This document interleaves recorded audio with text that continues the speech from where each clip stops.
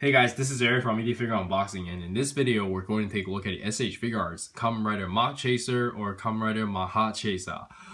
Go is definitely one of my favorite character, and I have been waiting for this figure for quite a while. And here's the left of the box, here is the right of the box, and here's the back of the box. And that's not wasting any more time, and bust this thing open and see what we got. And here we have the figure still near the packaging, and I really like the blue color. Everything looks really nice.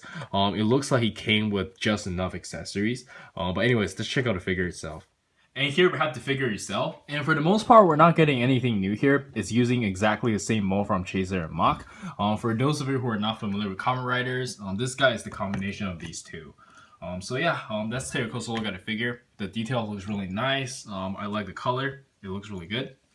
And yeah, let's jump straight into articulation. I don't think there's anything you guys haven't seen already.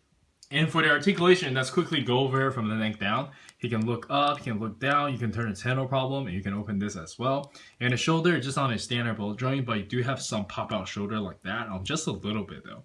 And you can raise his arm up about this much, and you do have bicep swivel, you can curl about this much, and you do have the bolt wrist. And the ab crunch is not that great, but you can bend forward about this much, bend backwards about this much, and do some side to side.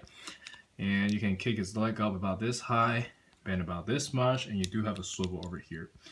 Side to side pivot and toe hinge, everything is the same as Kamen Rider Chaser. So if you have Kamen Rider Chaser or any of the Kamen Rider Drive figures, you know what to expect. But anyways, let's jump straight into the accessories. And for the accessories, it doesn't really come with a whole lot. I've already assembled the scarf. It looks really good. And here's a pair of the swivel hands, and they're very nicely painted and sculpted. I really like the silver they're using over here. It looks really nice. And then we get a pair of gun holding hands, of course, and the wheel gun is very nicely painted and sculpted. It's exactly the same as the previous one, and let's try this out. And here we have him assembled with a wheel gunner, and it looks really good, but I am a little bit upset about them reusing the same hands over and over again though. I know they're making these like multi-purpose hand where you can hold an axe and a gun, but it just doesn't work that well. And consider the fact that we're paying so much for these figures, I would expect like another pair of hands. But anyways, let's move on. And lastly, we get a pretty cool effect part, and this is probably the highlight of the figure. Very nicely painted and sculpted, and let's try this on. And here I have him assembled with the effect parts, and it looks pretty good. And let's jump straight into the size comparison. And for the size comparison, let us start with the Kamen Riders from the same line. And they look very good, but it is getting a little bit discouraging buying the same thing over and over again. I'm getting a little bit sick personally, but anyways, let's move on. And next up, we have the S.H.Figuarts Dragon Balls and Street Fighters. Some S.H.Figuarts Naruto figures, Mezco 112 Daredevil and Punisher, and lastly we have some recent Figma figures, and let's jump straight into the final thoughts.